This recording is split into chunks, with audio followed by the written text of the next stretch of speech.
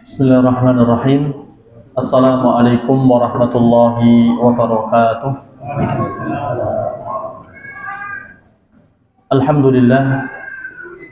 Alhamdulillahilladzi bi ni'matihi tatimmus shalihat wa bi fadlihi tatanazzalu al-khairat wal barakat wa bi taufiqihi tatahaqqaqu al-maqasid wal ghayat. Asyhadu an la ilaha illallah wa asyhadu anna Muhammadan abduhu wa rasuluh. Qala Allah Ta'ala fi kitabihil karim, ya ayyuhalladzina amanu taqullaha haqqa tuqatih wa la tamutunna illa wa antum muslimun. Allahumma alimna bima yanfa'una wanfa'na bima 'allamtana warzuqna ilma ya rabbal alamin. Bapak-bapak, ibu-ibu, jamaah Masjid Al-Huda yang mudah-mudahan senantiasa dimuliakan oleh Allah Subhanahu wa taala. Kembali mari kita bersyukur kepada Allah Subhanahu wa taala atas limpahan taufik, hidayah serta inayah dari Allah Subhanahu wa taala, yang alhamdulillah pada kesempatan malam hari ini kita masih diberikan kesempatan oleh Allah Subhanahu wa taala untuk bisa berkumpul bersama tatap muka al-muwajahah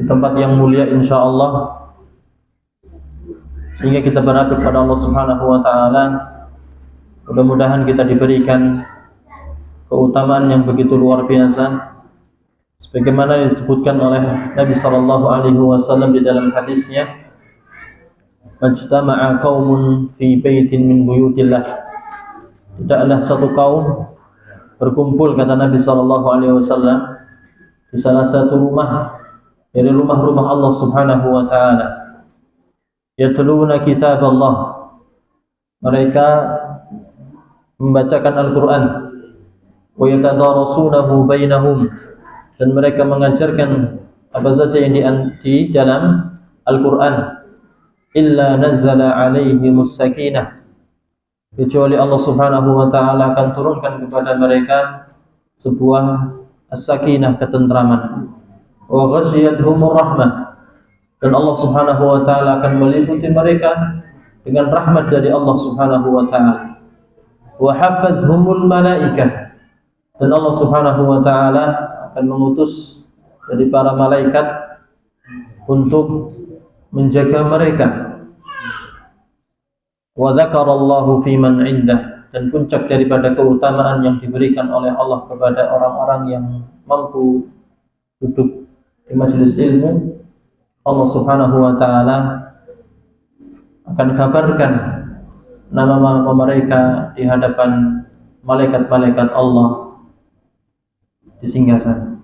Dan mudah-mudahan kita semuanya mendapatkan keutamaan tersebut. Allahumma amin ya rabbal alamin.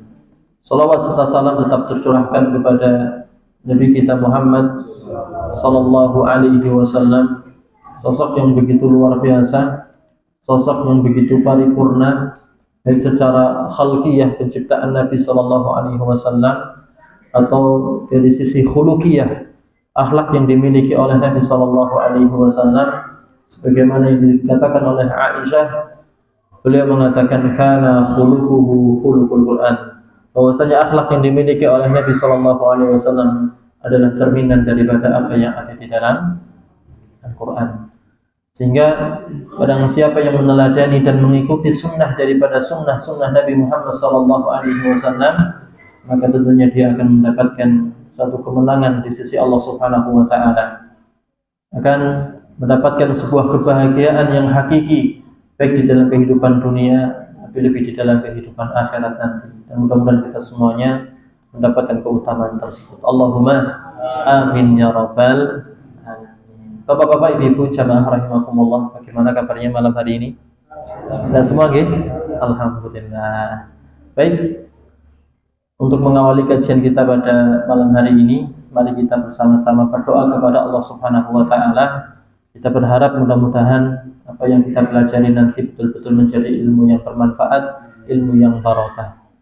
Saya awali, monggo diikuti bersama-sama. Bismillahirrahmanirrahim. Allahumma inni as'aluka ilman nafi'an wa rizqan thayyiban wa amalan mutaqabbala.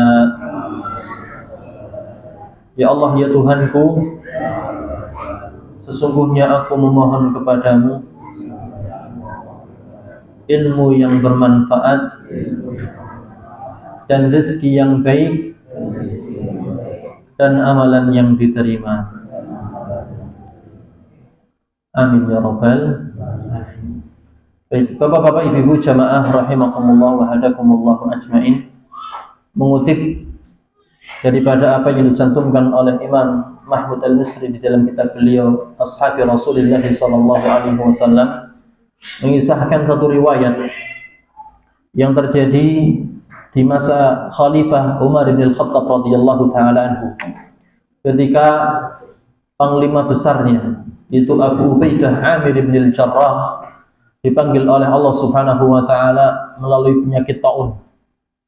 Maka ketika mendapatkan kabar duka dengan meninggalnya sahabat yang mulia, sahabat yang dijamin oleh Allah Subhanahu wa taala masuk ke dalam surga, yaitu sahabat Abu Ubaidah Amir bin Al-Jarrah, maka ketika itu Umar bin Khattab tidak mampu membendung dari derasnya kucuran air mata beliau radhiyallahu taala anhu.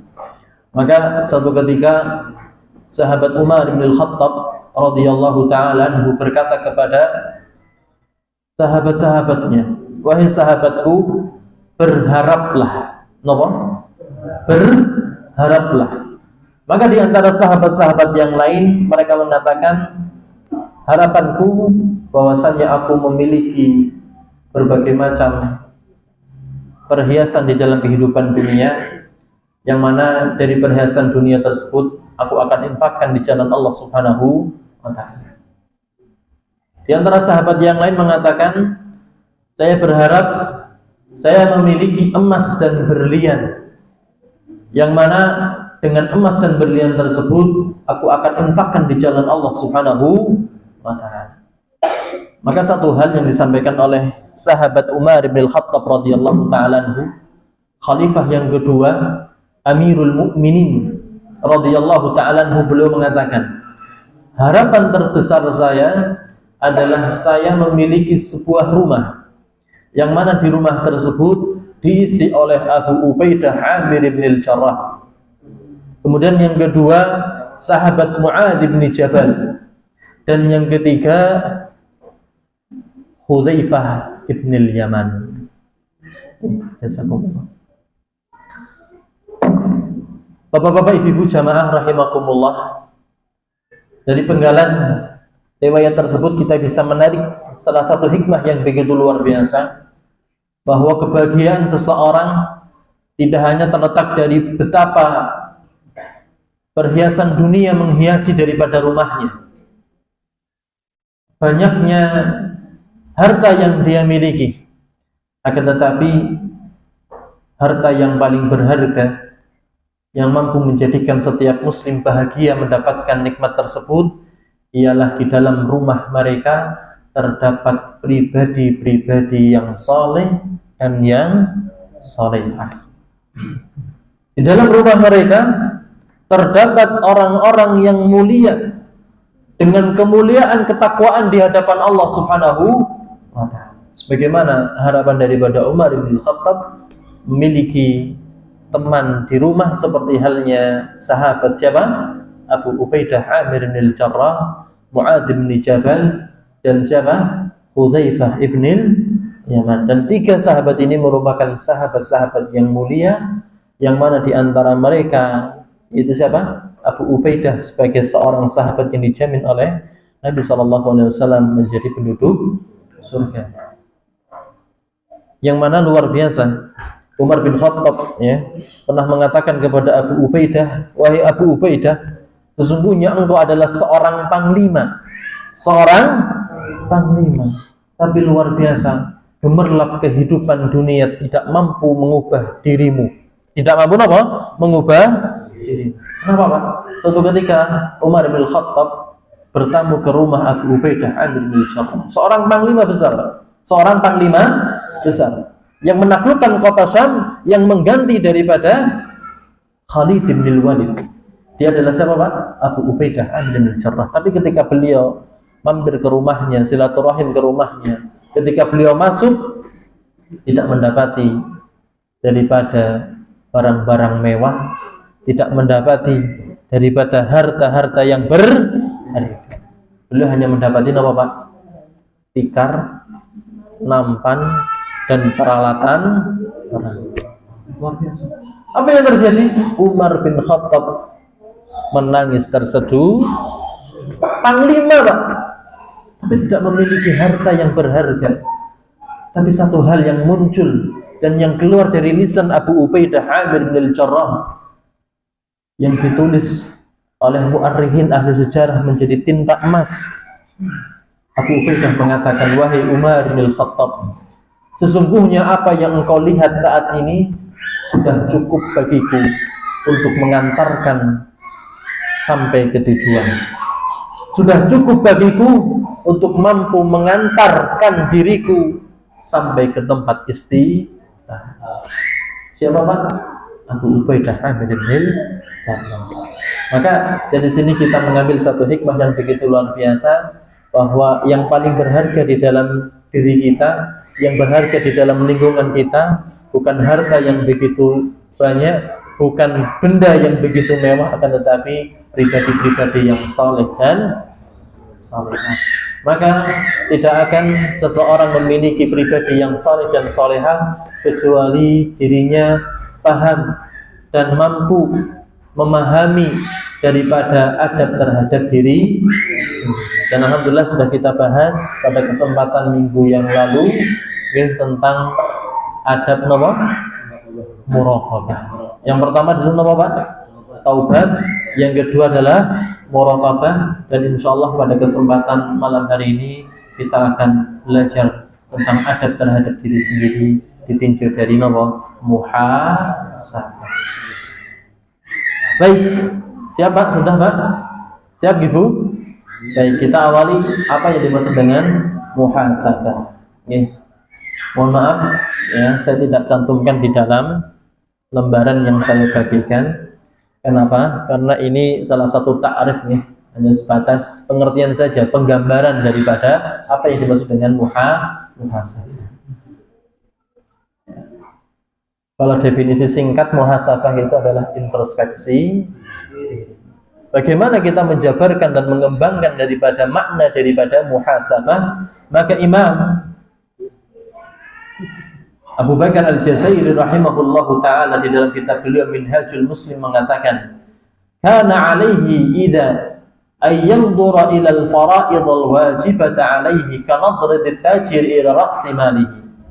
Maka ketika seseorang ingin mencerna daripada makna muhasabah, yaitu bagaimana seseorang itu melihat kepada kewajiban-kewajiban yang Allah Subhanahu wa ta'ala bebankan kepada dirinya. Sebagaimana seorang pedagang melihat kepada sebuah modal. Ya, seorang muslim melihat kepada kewajiban yang Allah bebankan, itu seperti halnya apa? Seorang pedagang melihat kepada modal. Ya. Wa yanzuru ila an-nawafili nadrat tajir ila tarba. Sementara seorang muslim melihat kepada hal-hal yang sunnah, nafilah, hal-hal yang apa? Sunnah. Sebagaimana seorang pedagang melihat kepada keuntungan. Jadi faraid, Pak, hal-hal yang wajib yang Allah Subhanahu wa ta'ala bebankan kepada kita, itu sebagai halnya modal bagi siapa? Seorang pedagang. Semakin seorang pedagang itu menginginkan sebuah keuntungan yang besar, maka modalnya diperbesar. Seorang muslim ketika ingin mendapatkan sebuah keuntungan dari pahala setiap amal ibadah di hadapan Allah, secara otomatis hal-hal yang wajib perlu diperbagus. Perlu diperbagus. Wa yanzuru ilal ma'asi wadh-dhunub kal khasarati fit tijarah. Seorang muslim melihat daripada kemaksiatan dan dosa di hadapan Allah Subhanahu wa taala sebagaimana seorang pedagang melihat terhadap sebuah kerugian. Hal yang perlu diwaspadai bagi seorang pedagang adalah bagaimana ketika melaksanakan satu bisnis dia jauh daripada sebuah kerugian. Wong kadang dodolan modal balik itu saja dianggap sebagai rugi. Begitu juga seorang muslim memandang bagaimana ketika dia beribadah kepada Allah Subhanahu wa taala sebatas menggugurkan kewajiban, maka seorang muslim harus mengetahui bahwasannya dia di titik kerugian. Nah, kita hanya sebatas menggugurkan kewajiban. Maka menurut kacamata bisnis, sebagaimana orang yang berdagang tadi, maka kita dianggap sebagai orang yang maka hendaklah kita sebagai seorang muslim melihat daripada hal-hal yang sunnah yang diajarkan oleh Nabi Sallallahu Alaihi Wasallam. Kenapa? Inilah bonus yang diberikan oleh Allah. Inilah keuntungan yang diberikan oleh Allah kepada kita. Dan siapa di antara kita yang mampu menjamin setiap amal ibadah yang wajib yang Allah bebankan kepada diri kita, kita laksanakan dengan sempurna. Kadang baru sahur, Pak. Kadang baru sahur. Setelah sholat subuh, letak sebentar, bangun kerasane seperti halnya tidak makan sahur. Lapar lagi, ngeluh lagi. Bagaimana ketika kita baru takbiratul ihram, Allahu Akbar, sudah muncul berbagai macam pikiran di dalam pikiran kita. Sudah bercabang, kok mengklaim ngaku bahwasanya amal wajibnya maka inilah muhasabah kita, introspeksi diri kita di hadapan Allah Subhanahu wa taala. Kita betul dorong sempurnakan amal wajib kita. Jangan sampai kita ketinggalkan hal-hal yang sunnah. Tsumma yahlu bi nafsihi sa'atan min akhiri kulli yaumin. Maka orang yang seperti ini dia akan mengambil satu waktu, dia menyendiri di hadapan Allah Subhanahu wa ta'ala. Apa yang dia kerjakan? Yuhasibu nafsahu. Apa? Dia menghitung-hitung daripada dirinya. Fiha fi kulli akhiri yaumin. Ketika malam, ala amalihi yaumihi, terhadap apa yang telah dia kerjakan di hari.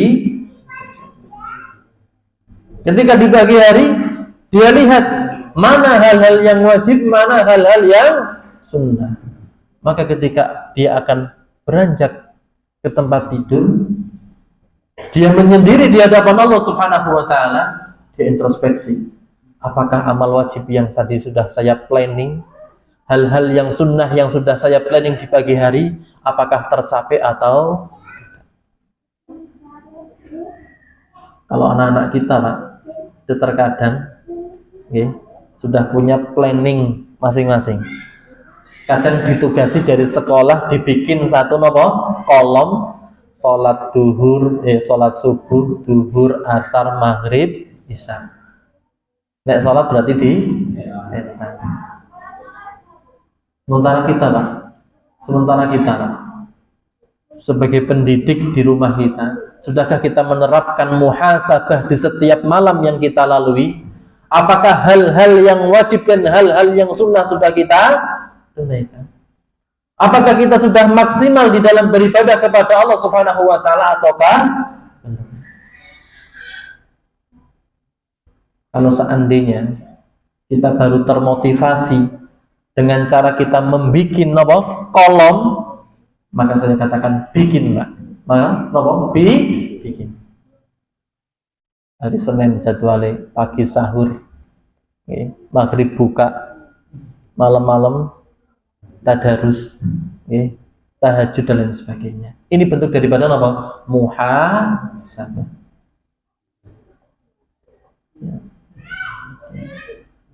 Wa in kana mimma la yuqda jadarahu bil iktsari minan nawahil. Kalau seandainya seseorang tidak mampu maksimal daripada hal-hal yang wajib, jadarahu bil iktsari minan nawahil, maka dia harus mendorong dirinya untuk melakukan hal-hal yang sunnah. Kalau konsep usul fikih berbicara tentang masalah sunnah, nek nglakoni dapat pahala, nek ora nglakoni ra dapat dosa. Tapi konsep seorang muslim sejati, hal yang sunnah dilaksanakan mendapatkan pahala, nek ditinggalkan merugi. Itu konsep kita, Pak. Nek konsep usul fikih seperti itu. Hal sunnah nek dikerjakan dapat pahala, nek ditinggalkan tidak dapat konsekuensi dosa. Ya. Tapi konsep seorang muslim ketika melihat daripada hal-hal yang sunnah, mengerjakan dapat pahala, meninggalkan rugi.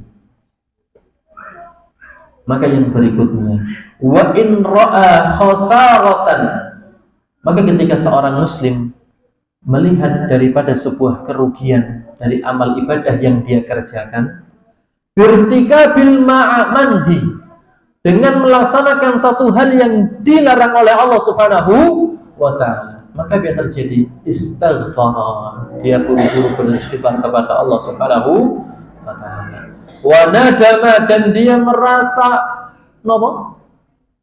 nadam.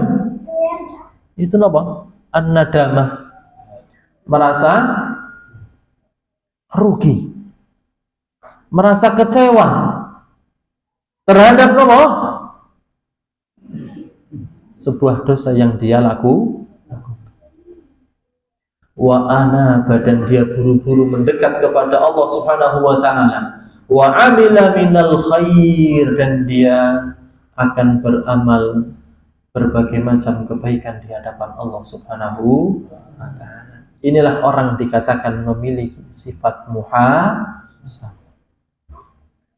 Ketika melihat satu kekurangan di dalam dirinya, dia buru-buru bertaubat kepada Allah, buru-buru mendekat kepada Allah Subhanahu wa ta'ala.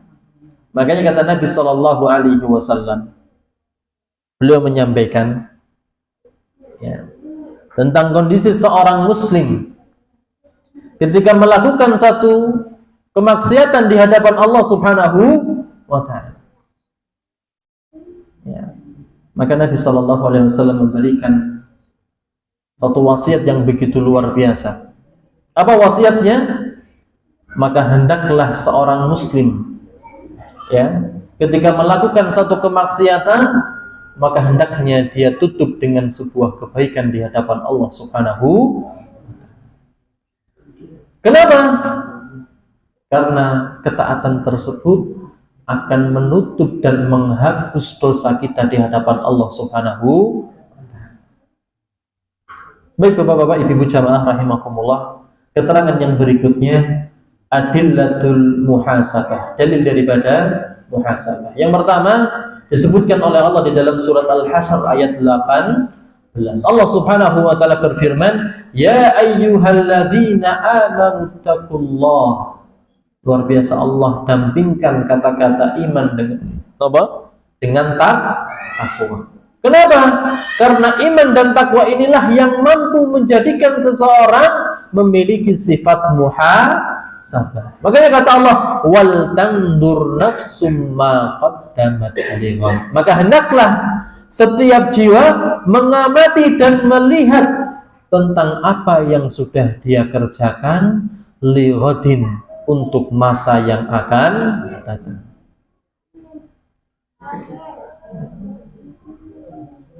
Wattaqullah, dan bertakwalah kepada Allah. Innallaha khabirum bima ta'mal, sesungguhnya Allah Subhanahu wa taala Maha mengetahui terhadap apa yang kalian kerjakan. Luar biasa, Pak. Ya. Kata Allah, wal tandur, lihatlah dan amatilah terhadap diri kita.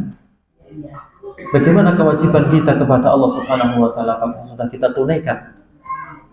Hal-hal yang sunnah yang diajarkan oleh Nabi Sallallahu Alaihi Wasallam, apakah sudah kita kerjakan, sudah kita indahkan, sehingga kita nanti layak ketika masuk di dalam kampung akhirat, kita menjadi umat daripada umat Nabi Muhammad Sallallahu Alaihi Wasallam. Jangan sampai nanti malaikat Jibril menghentikan langkah kita untuk bisa masuk ke telaga Nabi Sallallahu Alaihi Wasallam. Kenapa?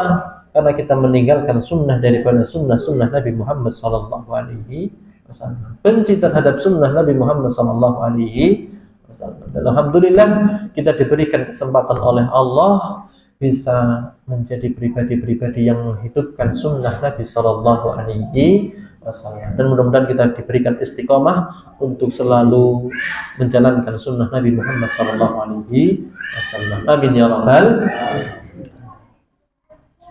Kemudian yang berikutnya, makna daripada ayat ini adalah faltuhasib, maka hendaklah engkau bermuhasabah nafsaka terhadap dirimu, wa tandur, dan amatilah madza qaddamat li yaumil qiyamah, terhadap apa saja yang telah kamu kerjakan, yang telah kamu persiapkan untuk hari ini, Pak. Bapak-bapak, ibu-ibu jamaah rahimakumullah wa hadakumullah ajmain. Maka penerapan ini dilakukan oleh semua sahabat Nabi Sallallahu Alaihi Wasallam. Di antaranya adalah siapa? Umar bin Khattab radhiyallahu taala anhu. Bahkan beliau mampu menyimpulkan satu kesimpulan yang dia ambil dari ayat ini. Beliau mengatakan dengan perkataan yang terkenal dari Umar bin Khattab, hasibu anfusakum qabla an tuhasabu.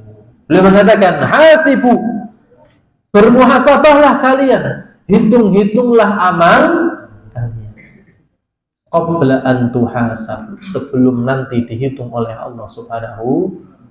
Maka kata Allah, thumma ilaina iyabahum thumma inna alaina hisab. Ingat ayat ini baik-baik. Thumma inna ilaina iyabahum, sungguh nanti kalian akan kembali kepada kita. Thumma inna alaina hisab, dan atas kamilah kalian akan dihisab. Kalian nanti akan dipertanggungjawabkan terhadap amal kalian di dalam kehidupan dunia. Maka kata Umar bin Khattab, hasibu anfusakum qabla an tuhasabu. Hitung-hitunglah, Pak, amal ibadah kita di dalam kehidupan dunia sebelum nanti dihitung oleh Allah Subhanahu wa taala di dalam kehidupan.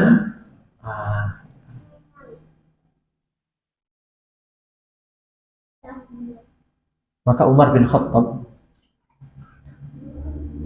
seringkali melalui malam-malamnya, ada satu amalan yang selalu dilakukan oleh Umar bin Khattab radhiyallahu ta'ala. Imam Abu Bakar Al-Jazairi mengutip satu riwayat menggambarkan tentang bagaimana sifat muhasabah sudah menyatu di dalam diri Umar bin Khattab radhiyallahu ta'ala. Beliau menyampaikan, kana radhiyallahu ta'ala anhu, bahwasanya ada Umar bin Khattab radhiyallahu ta'ala, idza janna alaihi al-lail, ketika malam sudah memasuki di dalam kehidupannya, yadribu qadamaihi biturratin, maka dua kakinya, dua telapak kakinya beliau pukul dengan durrah. Napa niku durrah? Ason raqiqatan, ya, satu napa rotan yang kecil.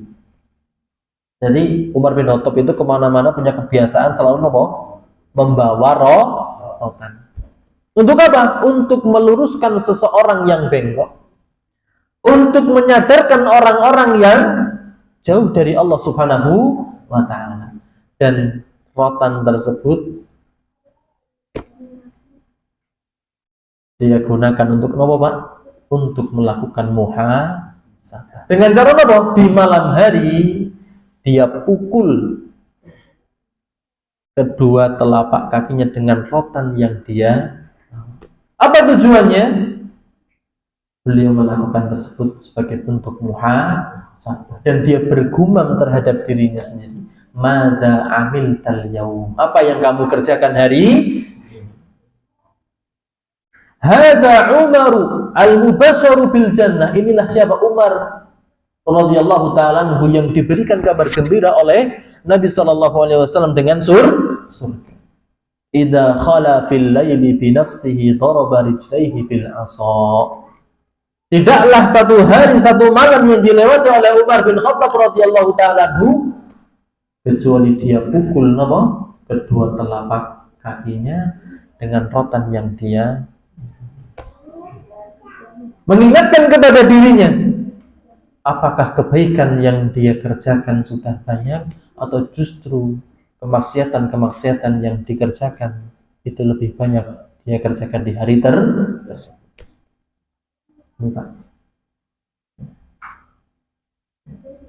Kalau kita terapkan dengan metode yang berbeda.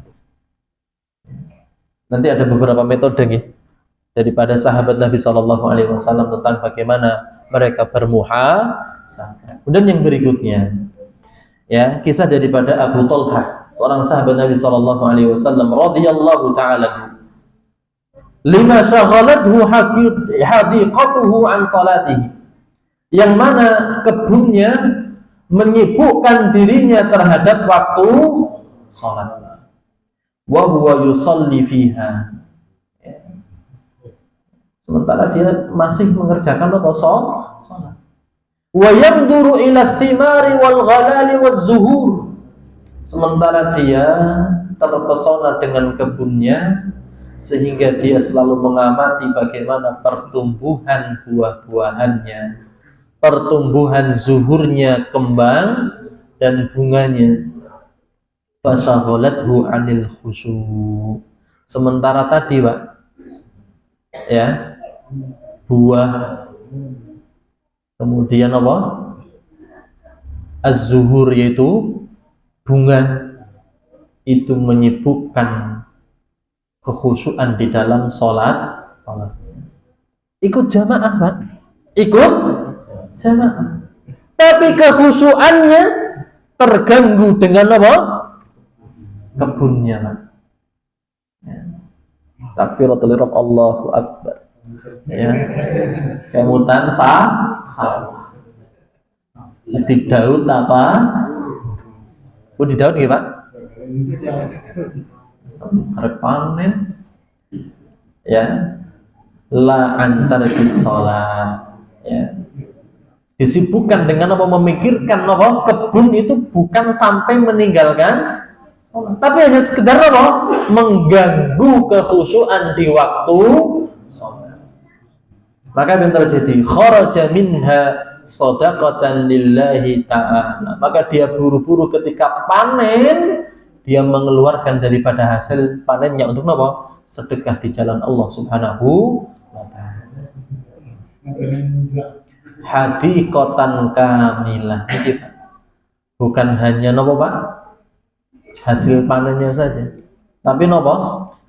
Sak kebune disedekahkan di jalan Allah Subhanahu wa ta'ala. Qaribatun min Masjidin Nabawi, yang mana ya kebun tersebut dekat dengan apa? Masjid. Ya. Dari sini kita bisa mengambil satu kesimpulan, Pak. Ya, tuku sawah atau kang masjid. Jadi tidak terganggu, ya. Tapi bukan itu, Pak, bukan itu. Tapi apa? Bagaimana para sahabat Nabi Sallallahu Alaihi Wasallam mampu muhasabah di dalam setiap amal ibadahnya di hadapan Allah Subhanahu wa Ta'ala. Ketika ada yang kurang, maka jabarahu bin nawafil, maka dia tutup buru-buru dengan apa? Hal-hal yang sunnah. Wajib, apa? Salat terganggu kekhususannya, maka dia tutup dengan apa? Sesuatu yang sunnah, yaitu apa? Sedekah.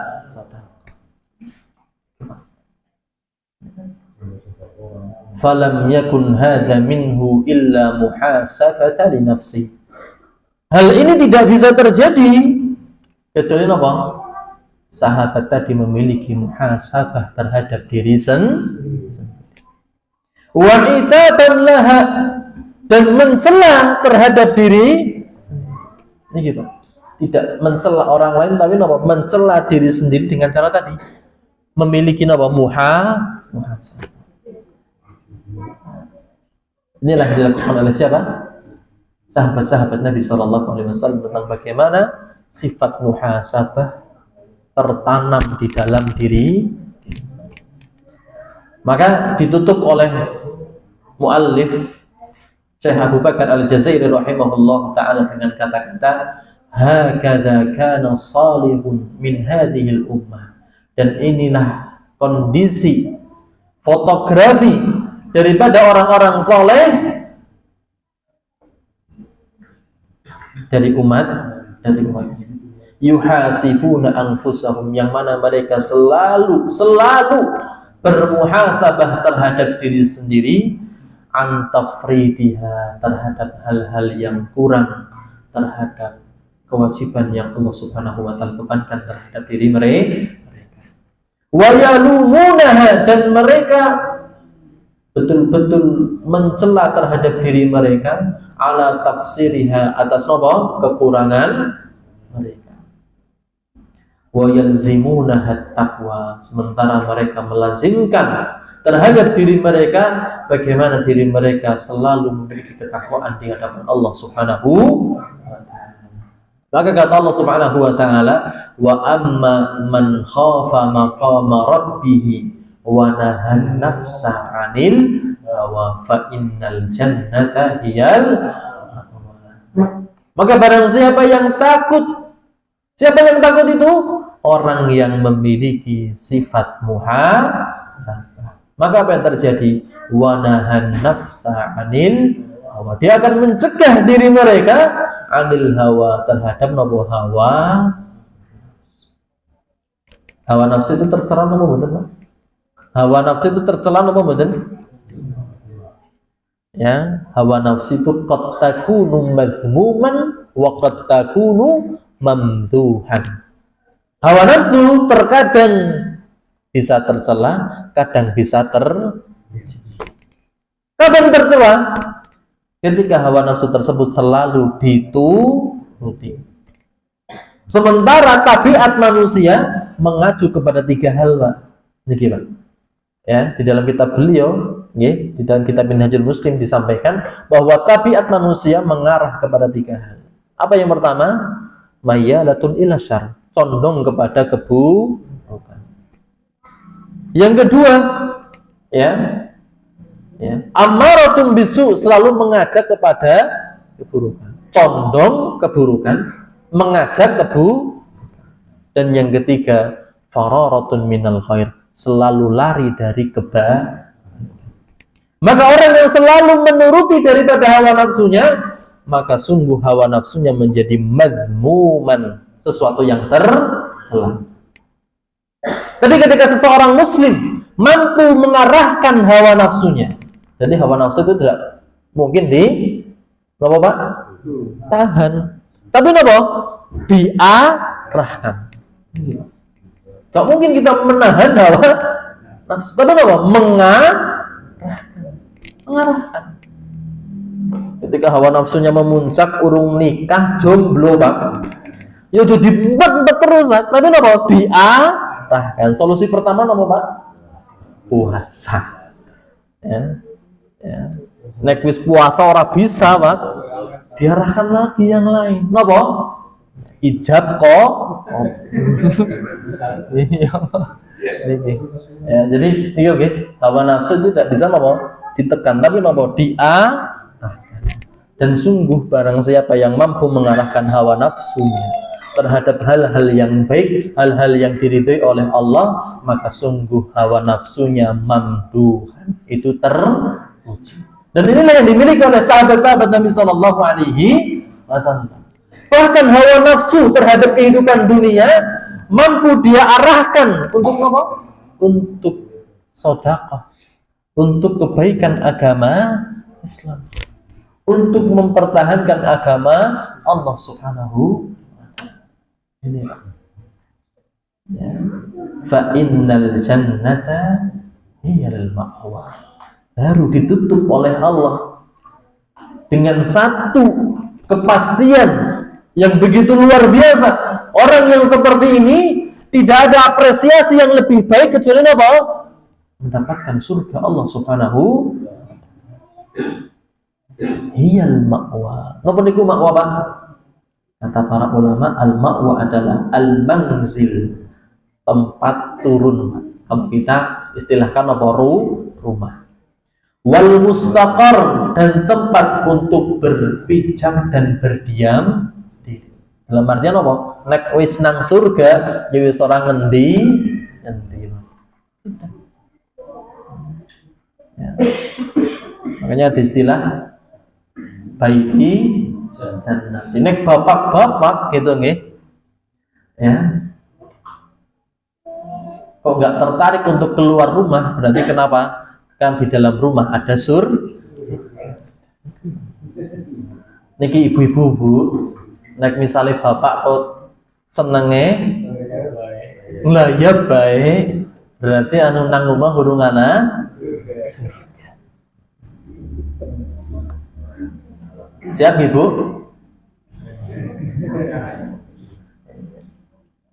Bapak jangan mencari surga di rumah-rumah, carilah di dalam. Nek urungan surga di dalam rumah, ya bagaimana dikonsep menjadi Baik, kemudian yang berikutnya, ya, urgensi daripada muhasabah. Kenapa kok kita harus muhasabah, Pak? Kenapa kok kita harus muhasabah? Yang pertama adalah muhasabah merupakan perintah dari Allah Subhanahu wa ta'ala. Yang kedua, kata para ulama, bahwasanya muhasabah merupakan sifat hamba Allah yang makanya kata Allah tadi ya ayyuhalladzina amanu taqullaha wal tandur. Kalau iman itu mayoritas kaum muslimin iman. Makanya redaksinya ketika berbicara tentang masalah amal soleh, ya ayyuhalladzina amanu, tentang masalah puasa, tentang masalah sholat dan lain sebagainya, itu panggilannya apa? Ya ayyuhalladzina amanu. Tapi nek berkaitan tentang masalah muhasabah, panggilannya berbeda. Ya ayyuhalladzina amanu taqullah. Ada lamben apa? Tak. Ini menandakan bahwasanya apa? Muhasabah merupakan sifat hamba Allah yang bertakwa. Orang enggak bertakwa mustahil memiliki sifat muhasabah.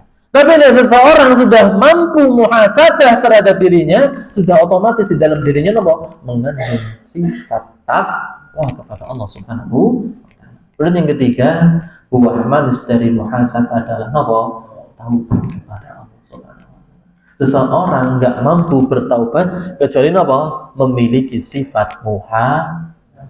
Kan gitu nggih? Malah adaku kalau ini karena apa? Kemaksiatannya ada. Saya buru-buru bertaubat kepada Allah Subhanahu wa ta'ala. Kemudian yang keempat, muhasabah adalah ciri orang yang pandai. Ya, maka kata Nabi sallallahu alaihi wasallam, al-kayyisu, orang yang pandai kata Nabi sallallahu alaihi wasallam. Siapa? Yang menghisab dirinya sendiri serta beramal untuk kehidupan sesudah mati. Itu kata Nabi SAW, al-kayyisu man dana nafsahu wa amila ba'dal maut. Kata Nabi SAW, orang yang pintar adalah orang yang selalu mendekatkan diri kepada Allah, orang yang selalu bermuhasabah kepada Allah Subhanahu wa ta'ala, dan beramal untuk kehidupan setelah kematian. Pintar, Pak. anak kita ya, kacamata kepintaran itu bukan matematikanya 10, Pak. Bukan nilai ujiannya 30 dari 3 mata pelajaran. Tapi barometer kepandaian anak kita itu seperti halnya apa? Barometernya Nabi Shallallahu Alaihi Wasallam terhadap siapa orang yang pintar. Dan kata Nabi, orang yang pintar adalah siapa? Orang yang mampu memiliki sifat muhasabah dan selalu mempersiapkan amal terbaik untuk hari esok. Bapak-bapak, ibu-ibu jamaah rahimakumullah, kemudian pemetaannya seperti apa tentang masalah muhasabah? Ini Pak, yes. Muncul pertanyaan. Tanda seseorang memiliki muhasabah adalah banyak pertanyaan seperti apa? Yang pertama, ya, berapa ayat yang saya hafal hari aja modal nakoni anak bertepekian ya bisa nambah pirang ayat. Tapi kita lihat kepada pribadi kita, Pak. Bapak wis nambah apa? Ya. Konsep sahabat Nabi Shallallahu Alaihi Wasallam, seorang ibu itu nopo mendengarkan tasmi daripada anaknya. Mendengarkan apa? Tasmi nopo niku bacaan Al-Quran. Saya pengen tanya Bu, next sore-sore wis tepekian, kira-kira bengi-bengi turu anake dites maning nopo mboten? Habis cukup lah ya. Jadi ya. Pertanyaannya pertama, berapa ayat yang saya hafal hari? Kalau sekarang berapa ayat yang saya baca? Itu saja sudah wong kadang ya megang Al-Qur'an ki alhamdulillah. Itu nggih. Jadi ngapunten nggih, ya kalau kita ya belum tergugah hati kita untuk membuka Al-Qur'an, paling tidak kita awali dengan apa? Memegang. Ya. Paling tidak apa? Kita awali dengan apa? Memegang. Kalau sudah memegang nanti kan apa? Ada dorongan untuk apa? Membuka. Nah, jadi ini kita apa nih, ya. Kalau kita pengen terobsesi untuk baca Al-Quran, paling tidak yang pertama tahapannya nomor megang Al-Quran. Dan sudah terbiasa megang Al-Quran, maka yang kedua tahapannya nomor buka Al-Quran, dibuka-buka tok. Ya. Anak ayatnya sing hilang apa ora? Ya. Anak kertas sing ya tutup maning, gitu nggih. Baru setelah ini sudah lancar nih, sudah terbiasa, ya maka buka maning, ya dibaca satu ayat, gitu nih. Tutup maning satu ayat, tutup maning. Ya. Baru nanti akan nomor terbiasa untuk membaca. Pertanyaan yang kedua, apakah saya sudah membaca wirid Al-Quran secara sempurna? Wudu dulu, menghadap kiblat, ta'awud dulu. Ada Pak yang langsung ya baca Al-Quran gitu tanpa didahului dengan ta'awud. Kemudian yang ketiga, berapa lembar yang saya baca dari kitab fulan? Ya, buku agama yang mana yang sudah saya baca hari? Ora kober zat. Wong kadang-kadang wis disangoni napa kertas tekan rumah ngesuk mangkat maning nang ndi ya gitu nggih. Jadi ini dibukukan nggih Pak, disimpen Pak, disimpen. Kapan-kapan ada waktu luang di. Yang keempat pertanyaan, berapa permasalahan ilmiah yang saya hafal atau yang saya kaji sepanjang hari? Kita boleh sholat, ya ada di sebelah saya, gitu nggih, boleh takbir dan beda. Ya, we anu anak tuntunannya apa? Kita kan gak urusan gitu Pak. Yang penting aku sholat, ya. Orang di sekitar seperti apa? Tapi ini, ya, mencoba mencari masalah, kemudian dia kaji masalah tersebut. Jawabannya seperti, pernah Pak browsing Pak di HP Pak? Ya. Misalnya tentang masalah kurban, hukumnya apa sih? Pernah Pak seperti ini Pak? Pernah insya Allah pernah. Itu yang keempat. Pertanyaan yang kelima, apakah hari ini saya menghadiri majelis keimanan atau majelis ilmu yang bermanfaat atau? Nah ini sudah bisa dijawab ya Pak.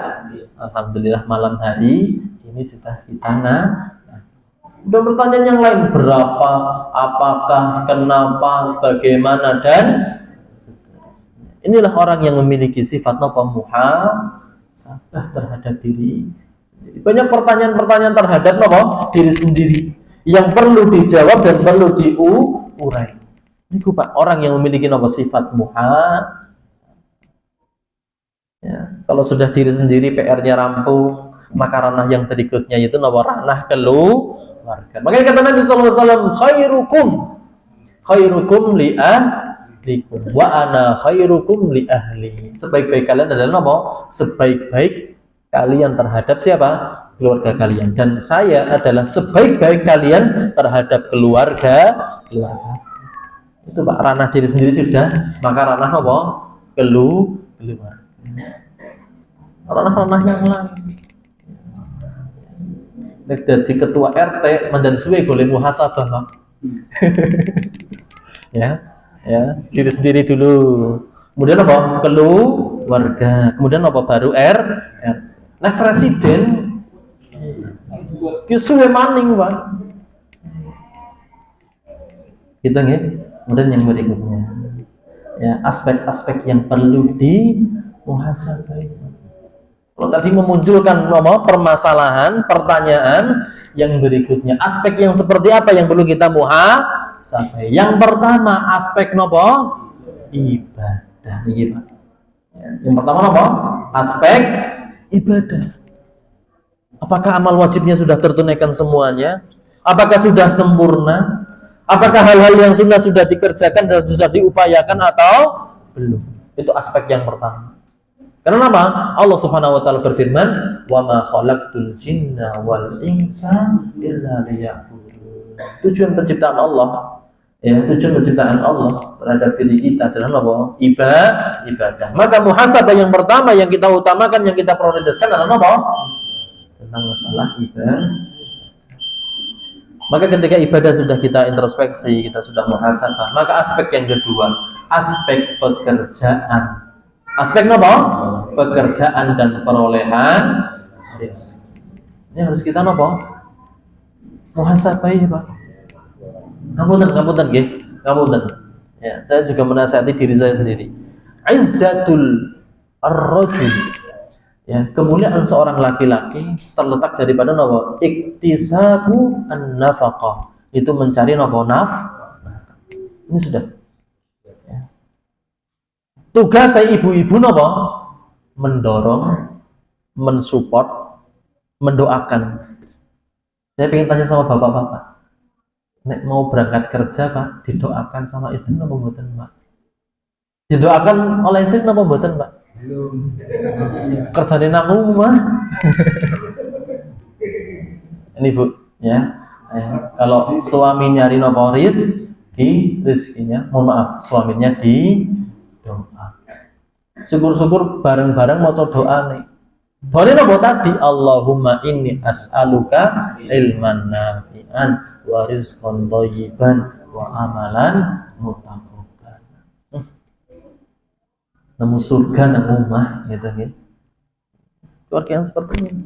Dan yang berikutnya, yang ketiga, aspek kehidupan sosial. Apakah sudah pernah berbagi, sudah pernah berbuat baik kepada orang lain dan sebagainya. Itu aspek sosial. Dan yang keempat, aspek dakwah. Aspek dakwah. Sudahkah saya hari ini memberikan kebaikan dan mengarahkan orang lain untuk berbuat? Apa hanya terpaku terhadap diri sendiri untuk melakukan kebaikan? Lebih dari anak keluarga lah, anak kita. Ya, ya. Kalau nggak bisa mendakwahi anak kita, ya sudah, ya, diantar ke tempat majelis ilmu agar mendapatkan apa ngantar ke TPQ untuk nopo belajar ilmu. Aspek nopo maka 4 hal ini mari kita coba untuk ya muhasabah bersama, Pak. Kita ulangi. Yang pertama nopo aspek ibadah, yang kedua aspek pekerjaan, yang ketiga aspek sosial, dan yang keempat adalah aspek dakwah.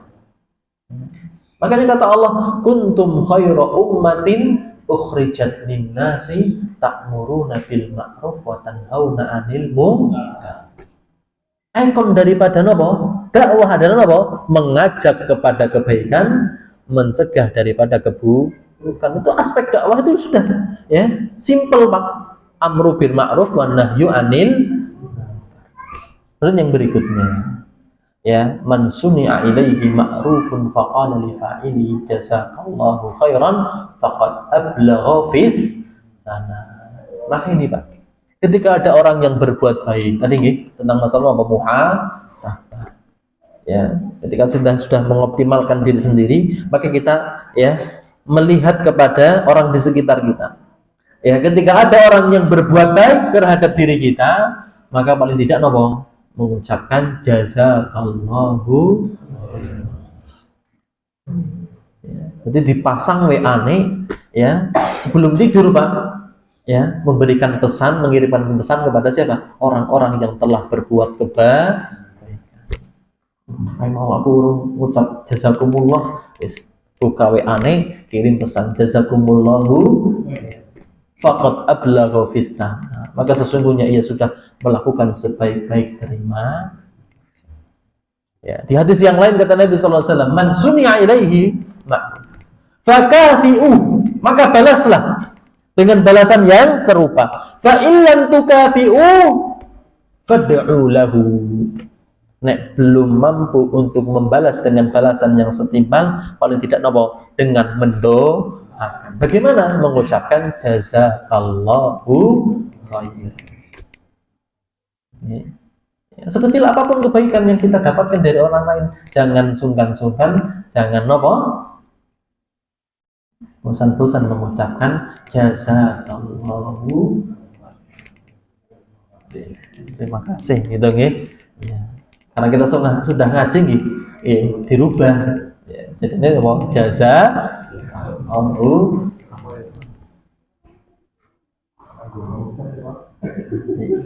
Karena terima kasih itu ucapan saja, Pak, bukan doa, gitu. Ya, ya. Ucapan seperti apa? Ya kata Nabi Sallallahu Alaihi Wasallam, man la yashkurun nas la yashkurullah. Orang tidak dikatakan bersyukur kepada Allah, nek tidak bersyukur kepada manusia. Dengan cara tadi ucapan terima kasih. Tapi kata Nabi, kita perlu membalas. Maka balasan yang baik adalah balasan yang sama. Kita dikasih barang, kita ngasih barang. Tapi nek nggak bisa, fad'u lahu. Tapi dengan doa. Doa ini mengucapkan jazakallahu khairan. Nah, pengen ngelap nih. Terima kasih jazakallahu khairan. Nggak usah pakai embel-embel kathiran, Pak. Kenapa? Karena pasti yang datang dari Allah mesti banyak itu. Jadi nggak usah pakai jazakallahu khairan kathiran, macam-macam. Jadi nggak usah. Kenapa? Karena setiap sesuatu yang datang dari Allah mesti bentuk baik dan banyak. Itu sudah. Kita nggih. Dan yang berikutnya niki, ya ayyatuhan nafsul mutmainnah irji'i ila rabbiki radiyatan mardiyah fadkhuli fi ibadi wadkhuli jannati. Ya. Orang yang punya sifat muhasabah akan memiliki hati yang tenang, Pak. Hati yang tenang. Ya. Ketika dapat kebaikan, mengucapkan jazakumullah khairan. Ketika berbuat salah, besok saya harus minta. Sehingga apa? Hatinya mutmain. Sementara kata Allah, ya ayyatuhan nafsul mutmainnah. Wahai jiwa yang telah mencapai ketenteraman. Irji'i ila rabbiki radiyatan. Kembalilah kepada Tuhanmu dalam keadaan ridho dan diri. Bagaimana? Kalau kita punya istri meninggal, ridho apa mboten, Pak? Kita punya suami, Bu, ketika meninggal ridho apa mboten?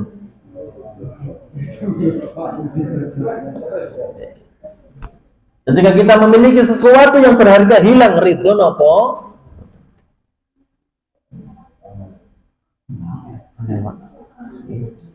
Ya. Saya dulu, Pak, ya, di Libya bertahun-tahun berangkat kuliah jalan kaki, Pak. Berangkat kuliah apa? Saya nabung beli sepeda, Pak. Tidak berselang lama sepedanya. Tapi luar biasa. Hikmah dari ridho kepada Allah itu luar biasa, Pak. Ridho dari Allah luar biasa. Kok ada teman sekamar saya keterima Madinah, Pak? Duwe motor, Pak. Didol murah. Ini. Ketika kita ridho kepada Allah, Allah itu akan ridho terhadap kita. Luar biasa. Sebenarnya nopori itu. Konsep saya ketika hilang sesuatu dari saya, mesti Allah akan mengganti dari sesuatu yang lebih. Ini konsep, Pak. Konsep hidup saya seperti itu, Pak. Konsep hidup saya seperti itu. Ya. Laptop hilang, Pak. Laptop, ya. Saya rutinitas 2 minggu sekali ke Jakarta, tilik bojo karo anak, Pak. Ya, berangkat dari Jogja naik bis, Pak. Ya. Laptop itu di samping saya, Pak. Ya, garap skripsi ini bojo.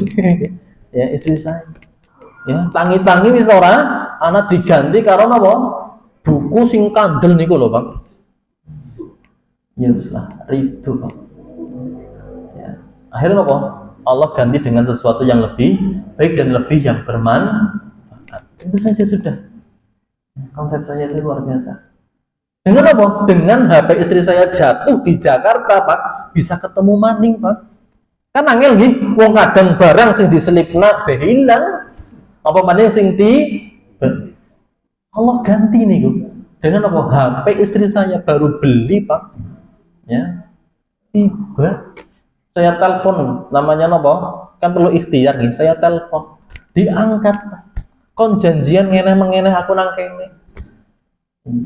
Ya sudahlah, pikiran saya, aduh ya, wanun Jakarta nggih isine suudon kan gitu, Pak. Tapi sudah, saya membangun apa? Nukton. Ya sudah, saya datang ke lokasi, ser-seran lokasi gitu nggih. Saya datang ke sana. Sudah, ketemu sama suami istri gitu nggih, bawa anak. Tampangnya beda, biasa, Pak, gitu nggih. Ora jenggoten, ora gamisan, ora sarungan gitu nih bahasanya. Tapi luar biasa ketika saya berikan hadiah, Pak. Karena saya pengen berterima kasih sih. Ya, saya kasih nopo hadiah. Apa yang dikatakan, Pak? Ngapunten, Mas. Saya nggak butuh hadiah yang jenengan. Yang saya butuhkan adalah pemberian dari Allah. Biar Allah yang memberikan kan. Prosesnya kudu hilang, led. Tapi ini yang harus kita sadari, yang harus kita resapi. Ya, ketika kita ridho terhadap ketentuan Allah, Allah akan ridho terhadap kita sehingga Allah akan berikan apa? Ya, solusi di dalam kehidupan kita. Fadkhuli fi ibadi. Maka kata Allah, maka masukkanlah ke dalam golongan ya.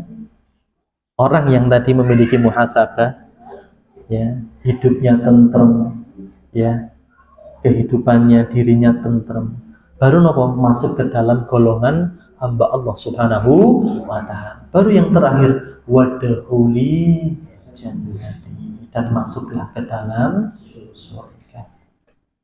Mudah-mudahan kita semuanya tergolong orang-orang yang memiliki sifat muhasabah, dan mudah-mudahan diri kita memiliki ketentraman di dalam hati kita, dan mudah-mudahan kita ridho terhadap ketentuan Allah Subhanahu wa taala, sehingga Allah Subhanahu wa taala giring diri kita masuk ke dalam surganya Allah Subhanahu wa taala. Allahumma amin ya rabbal alamin. Demikian yang bisa saya sampaikan pada kesempatan malam hari ini.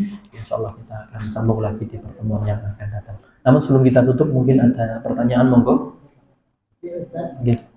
Bagaimana kita melihat perbedaan itu? Oke, baik. Cukup, Pak?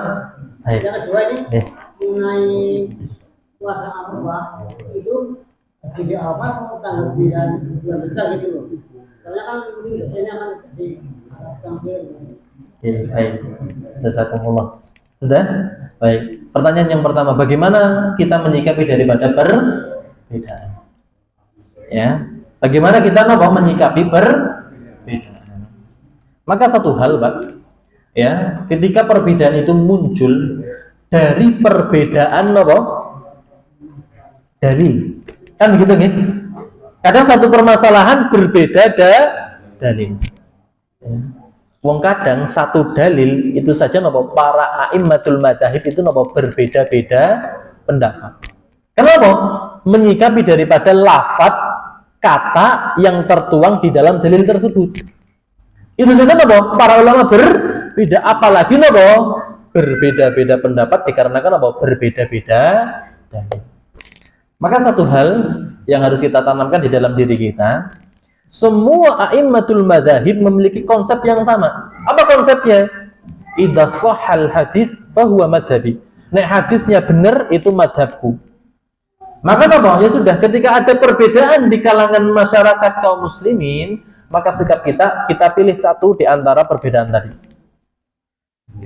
Lah cara memilihnya kita harus korelasikan dengan dalil. Kita dalilnya benar apa orang? Ketika dalilnya benar ya sudah kita pegang. Begitu nggih? Ya. Kemudian yang kedua, tidak boleh kita menganggap bahwasanya perbedaan adalah kemungkaran. Jadi nggih?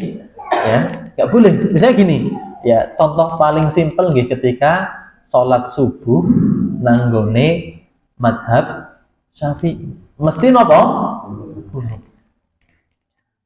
misalnya kita adalah bermadhab Hambali gitu nih, yang mengatakan bahwasanya kunut subuh bukan wajib. Bagaimana ketika kita berpatokan dengan madhab kita gitu nih? Ketika kita sholat di belakang madhab Syafi'i, ketika sholat subuh, bagaimana? Ya sudah, bisa kita mengikuti imam, gitu nggih? Bisa kita menyelisihi imam. Tapi jangan sampai terbetik di dalam benak kita itu merupakan kemungkaran, itu merupakan kebid'ahan. Langsung sampai sini nggih? Menyikapinya seperti ini. Ya, itu sikap paling kecil, Pak, yaitu menggunakan hati. Ketika perbedaan muncul, perbedaan itu mesti muncul, Pak. Ya, perbedaan itu mesti muncul. Sikap kita yang pertama dari hati, Pak. Jangan sampai kita memungkiri, gitu, bahwasanya itu ketika memang perbedaannya, setiap perbedaan tadi, setiap pendapat itu berlandaskan dengan tapi nanti tidak berlandaskan dengan dalil, ya kita harus mempertahankan pendapat kita ketika pendapat kita benar. Contohnya kita adu argumen dengan orang Syiah, gitu nggih. Orang Syiah mengatakan bahwasanya Al-Qur'an itu baru sepertiganya dari Al-Qur'an yang sempurna. Sementara itikad kita, keyakinan kita dari dulu zaman Nabi sampai nanti hari kiamat, ya ini Al-Qur'an yang benar. Ya, maka ini harus kita ingkari, harus kita pertahankan.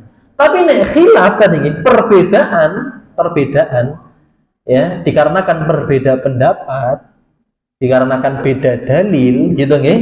Maka tadi ketika kita menyikapi bahwasanya pendapat ini menurut kita benar, ya sudah kita pegang.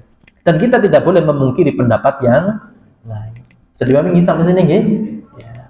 Kemudian yang kedua tentang masalah puasa Arafah. Ya, tentang masalah puasa Ya. Ya, puasa Arafah itu kan ditandai dengan apa? Wukuf di Arafah. Lah, matlak nanti ini menjadi perbedaan ya. Ya, menjadi apa? Perbedaan dan apa? Matlak. Matlak niku apa? Ya, tempat apa? Ya, tempat tinggal ya atau ya. Ya. Ini nanti menjadi fikih tersendiri. Ya, tapi tentunya ya, sikap kita bagaimana? Ya, kita lebih selamat adalah mengikuti daripada pemerintah. Ya. Ya. Tanggal gitu. Ya. Pripun? Tanggal ya. Tanggal 9 Arafah. Ya. Ya. Walaupun tanggal gitu nggih, walaupun tanggal ya nanti ya bisa memicu perbedaan gitu nggih. Bisa memicu perbedaan. Di sini sudah tanggal 9 sementara di sana belum wukuf misalnya. Ini menjadi problem nanti di depan. Sehingga nanti ya sudah. Ya bagaimana langkah kita? Ya sudah, kita mengikuti daripada ketentuan pemerintah. Ya. Kadang ada yang beda nih, kadang ada yang sama. Ya sudah, ya sebagai bentuk ketaatan kita kepada pemimpin, ya sudah kita mengikuti daripada arahan pemerintah. Itu saja sudah. Ya, ini tentunya berbelit ya tentang masalah ya penentuan Arafah, ya matlaknya dan lain sebagainya nanti. Ya, ini terlalu jauh tentunya. Tapi tadi menyikapi bahwa ya wukuf mohon maaf puasa Arafah ketika wukuf di Arafah ya. Adapun penentuannya ya ini tentunya untuk memutuskan ini ya harus melalui proses panjang ya, sehingga ya kita bagaimana menyikapinya ya sudah kita mengikuti daripada nomor pemerintah. Begitu saja. Mohon maaf Pak. Seperti itu. Mungkin ada yang lain? Nggih, monggo. Yang mungkin pertanyaan yang sangat Nggih. Ini misalnya gini, pas saya setelah sholat maghrib terus sholat ba'diyah, nah itu ada orang masuk di belakang. Nah itu pada saya lagi sholat sunnah, apakah saya bacanya apakah ini jahar atau yang saya terus sunnah ada sholatnya? Oke. Ya, bagaimana Pak? Ketika kita sholat ba'diyah gitu nggih, sholat maghrib, kemudian datang nepuk di belakang kita, ya sholat apa? Sholat maghrib, sholat maghrib. Bagaimana sikap kita? Ya, apakah jahriyah ataupun sirriyah? Ya kita apa? Sholat jahriyah. Gitu nggih? Ngimami yang belakang, ya, imami yang belakang. Begitu nggih? Ya, jadi kita mau sholat jahriyah. Ya, karena ngimamin apa? Makmum. Begitu. Nggih. Ya, jadi tetap apa? Jahriyah. Napa? Nggih boten. Ya, sholat sunnah kita. Ya, nanti yang mengikuti belakang. Lah Fatihahnya gitu nggih. Lah Fatihahnya ketika ya kita baca di tengah-tengah belum selesai bagaimana? Ya kita ulang. Tapi nek kita sudah melewati daripada apa? Bacaan surat Al-Fatihah, maka ketika ditepuk langsung ruku. Gitu nggih konsepnya nggih. Jadi ketika apa? Belum selesai baca Al-Fatihah, kemudian apa ada yang masuk nepuk, maka apa kita ulangi dari awal. Kemudian apa? Ketika sudah selesai, maka ketika ditepuk langsung apa? Ruku. Begitu nggih. Allah Ta'ala seperti itu. Jazakumullah khairan. Yang lain?